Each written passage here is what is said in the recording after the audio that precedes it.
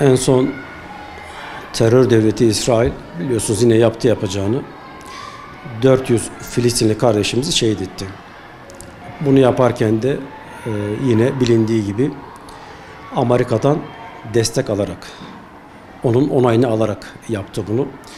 Tabii İsrail terör devletine destek veren sadece Amerika değil, aynı şekilde Avrupa devletleri de fiili olarak destek veriyor.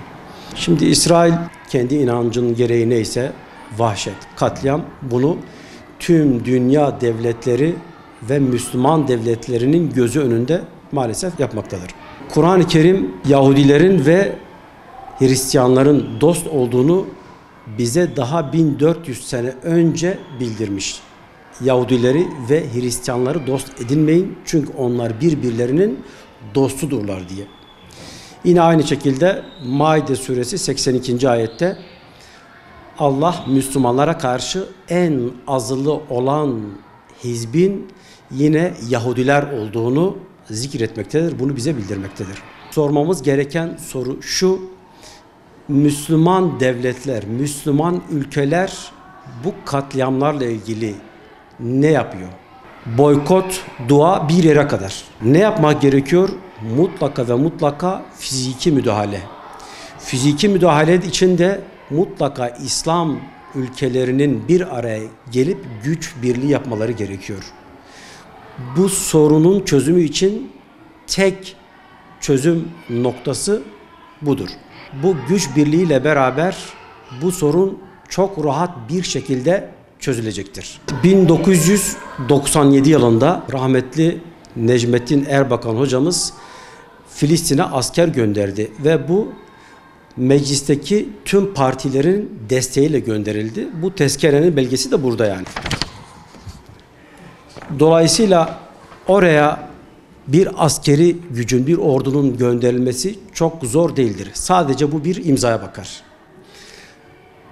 Mutlaka hem Amerika'nın hem Avrupa'nın tehditleri olacaktır. Gözdağları olacaktır. Bunu biz geçmişte yaşadık. Biz nerede yaşadık bunu? Biz Kıbrıs Barış Harekatı'nda yaşadık bunu.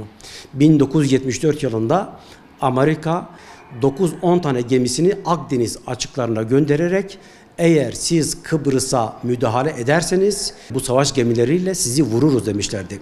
Fakat rahmetli Erbakan Hoca ne yaptı?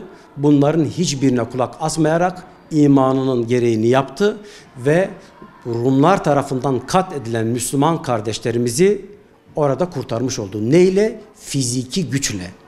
O yüzden İsrail terör devletinde yapılacak çözüm ve etki budur. Ne yapılacak? Oraya mutlaka ordunun gönderilmesi gerekmektedir. Maalesef bazı İslam ülkeleri sınır kapılarını da kapatarak bu davaya maalesef ihanette bulunuyorlar. Bu bir gerçek. Vatandaş olarak bizim hiç olmazsa duayı eksik etmememiz, boykotun çok önemli olduğunu biz gördük ama yeterli olmadığını, mutlaka Müslümanların bir araya gelip bu zulmün sonlandırılması elzemdir, farzdır. Meclisten geçen 1997 tarihli tezkere. Burada tüm partilerin ortak ittifakıyla, ortak desteğiyle bu tezkere Filistin'e gönderilmiştir.